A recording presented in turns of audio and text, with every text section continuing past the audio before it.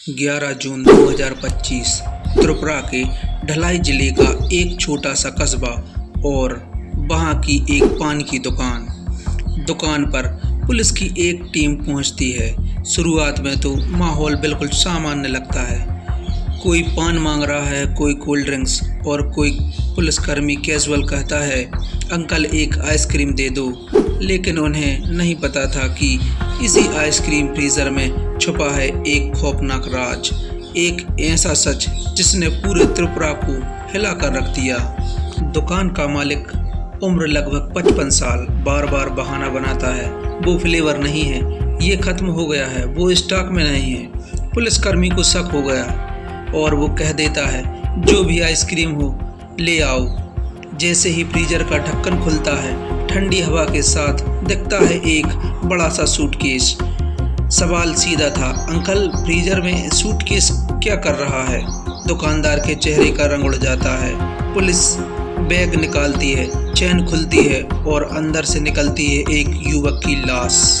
यह लाश थी 24 साल के शरीफुल इस्लाम की, जो स्मार्ट सिटी प्रोजेक्ट में एक इलेक्ट्रीशियन का काम करता था। 8 जून 2025 की शाम शरीफुल अपनी प्रेमिका नवनीता दास के घर जाने वाला था। नवनीता ने उसे फ़ोन कर कहा, आज रात मैं अकेली हूँ, मिलना चाहोगे? तुम्हारे लिए एक सरप्राइज़ है। शरीफुल ने कहा, हाँ, लेकिन उसे क्या पता था कि यह मुलाकात उसकी आखिरी होगी। उस रात नवनीता के घर पर पहले से ही 3 लोग छिपकर इंतजार कर रहे थे। डॉक्टर दिवाकर शाह, नवनीता का चचेरा भाई, लेकिन दिल में उसके लिए एक खतरनाक मोह छुपाए हुए जयदीप दास, मकान का मालिक और जो इस साजिश का हिस्सा बन चुका था। अनिमेश यादव, दिवाकर का सबसे भरोसेमंद दोस्त, जो हर हाल में उसका साथ देने को तैयार था। दरवाजे की घंटी बजी और शरीफुल अंदर आया। नवनीता ने मुस्कुराकर कहा, एक सरप्राइज है, बस आंखें बंद करो। शरीफुल को क्या पता था कि ये मुस्कान उसकी आखिरी याद बन जाएगी। जैसे ही उसने आंखें बंद की, अचानक दिवाकर ने उसका एक हाथ पकड़ा, अनिमेश ने दूसरा, जयदीप ने पैर पकड़ लिए। उससे पहले वह समझ पाता, एक मोटा कपड़ा उसकी गर्दन पर कसकर खींचा गया। कुछ ही सेकंड में उसकी सांसें तेजी से धीमी हो गईं और वह थम गईं। कमरे में सन्नाटा छा गया, बस दीवार की घड़ी टिक टिक की आवाज़ दे रही थी। हत्या से एक दिन पहले दिवाकर बाजार से एक बड़ा सूटकेस लेकर आया था। लाश को उसमें डालने के लिए हाथ पैर मोड़े गए और बैग को बंद कर दिया गया। अब सवाल था, लाश को कहाँ छुपाया जाए? दिवाकर ने अपने पिता दीपक शाह को फ़ोन किया, जो ढलाई जिले के गंदाचराई कस्बे में पान की दुकान चलाते थे। उसने सब कुछ कबूल कर लिया और कहा, पापा शरीफुल को मार दिया है। माता पिता हैरान थे, मगर बेटे को बचाने के लिए तैयार हो गए। अगले दिन दीपक सहाय और उनकी पत्नी देविका सहाय 120 किलोमीटर दूर अधरतला आए। लाश बाहर सूटकेस गाड़ी की डिक्की में रखी गई और सफ़र शुरू हुआ। गंदाचराई की दुकान पहुंचकर उन्होंने सूटकेस को आइसक्रीम के फ्रीजर में रख दिया, ऊपर से आइसक्रीम के डिब्बे रख दिए।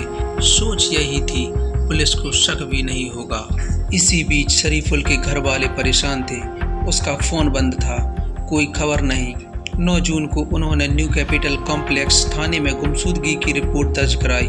पुलिस ने कॉल डिटेल्स निकाली, जिसमें नवनीता और दिवाकर दोनों के नंबर मिले। पूछताछ में पहले टाल मटोल, फिर सच्चाई निकल ही आई।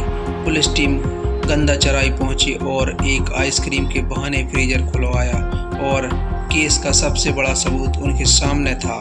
पुलिस ने कुल 6 लोगों को गिरफ्तार किया, डॉक्टर दिवाकर सहाय, नवनीता दास, जयदीप दास, अनिमेश यादव और दिवाकर के माता पिता दीपक व देविका सहाय। कई आरोप लगे, जैसे मर्डर, एविडेंस छुपाने का। ये केस उस समय सुर्खियों में आया, लेकिन पास ही हुआ। राजा रघुवंशी हत्याकांड के शोर में यह खबर जल्द ही दब गई। दोस्तों, यह सच्ची घटना हमें याद दिलाती है कि प्यार, ईर्ष्या और जुनून जब हद से आगे बढ़ती है तो इंसान रिश्तों की, कानून की और इंसानियत की सारी सीमाएं तोड़ देता है।